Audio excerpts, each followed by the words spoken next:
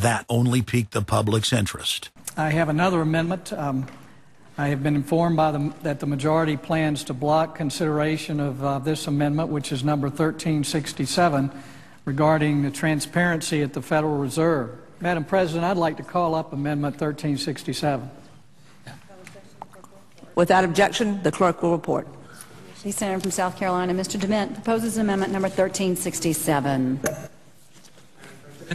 Senator from Nebraska. I make a point of order against the DeMint amendment that it's legislation on appropriations. Madam President? The point of order is well taken. The amendment. I regret the objection. The amendment falls. The people began asking themselves, why couldn't there be an audit of the Federal Reserve? The Fed has never once been audited. In the whole period of time, in the almost 90 some odd years that the Fed has been around, the most powerful agency and independent agency, it has never once been audited. This is an absolute crime against the freedoms of this country. Do you think it would cause problems for the Fed or for the economy if that legislation was to pass? My concern about the legislation is that if the GAO is auditing not only the operational aspects of our programs and the details of the programs, but is making judgments about our policy decisions, that would effectively be a takeover of monetary policy by the Congress. Is that your position, that this bill, if it were to be passed, would interfere directly with interest rates, setting interest rates? If we were to raise interest rates at a meeting and someone in the Congress didn't like that and said, I want the GAO to audit that decision, wouldn't that be viewed as an interference? I wouldn't think so. This is just reviewing it, and you can do what you want. The Federal Reserve has never been subjected to an outside audit. And if you audit them, it's very likely that Greenspan, Bernanke, and Volcker might all go to jail. It was announced earlier today, that there will be a hearing on H.R. 1207, the bill to audit the Federal Reserve Bank. This will be the first independent audit in the Federal Reserve's 96-year history, and it's long overdue. Months ago, I asked the Vice Chairman of the Federal Reserve who received the $1 trillion in funds that the Federal Reserve has handed out to domestic institutions. He said, I'm not going to tell you. And then more recently, the Chairman of the Federal Reserve, I asked him who receives the $500 billion, we're talking about $500 billion, that the Federal Reserve handed over to foreign central banks. Who did they disseminate that money to? And he said, I don't know. $500 billion, and he doesn't know. It's long overdue. We need to audit the Federal Reserve, and I'm happy to say that we're going to have a hearing on that very soon. The only way, really, America can get out of the current mess is you've got to shut the Fed down completely, get rid of the Fed. You've got to put the money printing mechanism back under the roof of the federal government instead of outsourcing it to the Fed. Why were the bank's front men, Alan Greenspan and Ben Bernanke, all over the news saying that they were above the law? What is the proper relationship, what should be the proper relationship between a chairman of the Fed and a president of the United States? There is no other agency of government which can overrule actions that we take. What the relationships are don't frankly matter. A grassroots movement demanding that the private Federal Reserve be nationalized exploded in size across the country. The momentum had shifted. Now the arrogant central bankers were the ones running scared. They had planned to use their stage crisis to bring in an all-powerful central bank of the world. Immediately, every country goes into action at the same time. The International Monetary Fund is mentioned at the G20 meeting. They say that it must be brought to its full power, and we need a Bretton Woods Part 2 for world taxation. What is global government? For decades, the media denied it existed. But now they're saying, oh yes, there's going to be a global government, a new bank of the world, and we're going to pay our carbon taxes to it. What is it?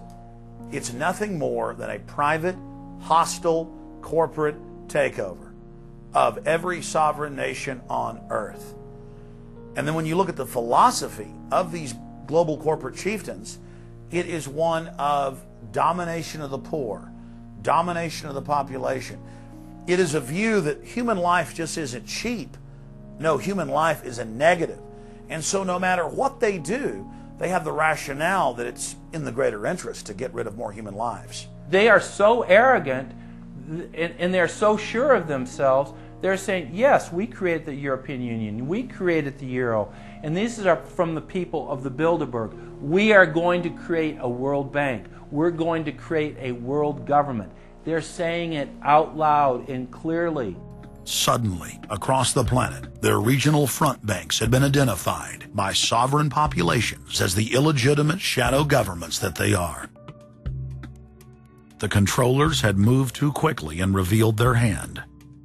Populations around the globe were seeing through the establishment's facade, past the puppet governments, and to the global architects that were pulling their strings. Where are the American people? Why have they lost their dignity? What is stopping them from speaking out? Why have they become little mice that follow Pied Pipers? How can they look up to these pathetic politicians? Go sit down. I have a question for this young man. He has the right to be represented. I'm his father, and I want to talk to you face to face. Look at your. Why not a lobbyist with all kind of money to stuff in your pocket so that you can cheat the citizens of this country? So I'll leave, and you can do whatever the hell you please to do.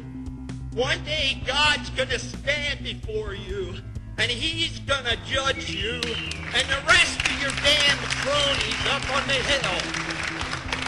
And then you will get your just desserts. As the public begins to awaken to the fact that Barack Obama has cold-bloodedly betrayed the pledges he made to the American people, the establishment media and Democratic leaders have invoked the tactic of divide and conquer. I think they're astroturf. You be the judge of carrying swastikas and symbols like that to a town meeting on health care. An overwhelming portion of the intensely demonstrated animosity toward President Barack Obama is based on the fact that he is a black man. Desperate to ram their agenda through, they have played the race and class cards. You start to wonder whether, in fact, the word socialist is becoming a code word, whether or not socialist is becoming the new N-word. When I heard people going after the First Lady and the number of staff people they have, it sounds racist to me. It is essential that the establishment play the population off against each other, along the lines of Republican, Democrat, liberal, conservative, black and white. As long as the people are fighting with each other, they can never get together and remove the corporate dictatorship that has criminally seized power through the national security state. Just as George W. Bush betrayed his foolish followers, so must Obama, because his only allegiance is to his offshore masters. President Obama today nominated Ben Bernanke for a second four-year term as Federal Reserve Chairman. The president called his actions on the global financial crisis bold and out of the box. As an expert on the causes of the Great Depression, I'm sure Ben never imagined that he would be part of a team responsible for preventing another. But because of his background, his temperament, his courage, and his creativity, that's exactly what he has helped to achieve. And that is why I am reappointing him to another term as chairman of the Federal Reserve. So Obama has made it quite clear by his actions, never mind his words, his actions, as to who owns him, who he works for, and who he serves. And it's not the American people. It is so obvious to anyone paying attention that the President of the United States is not the real person in control. Whether it is Gerald Ford or Jimmy Carter or Ronald Reagan or Clinton or Bush, Obama is no different. And to think that he is an independent figure is just crazy. And as Franklin Delano Roosevelt said, presidents are selected, they are not elected. Obama pledged that he would end NAFTA and GATT, and has since fought to expand both of them.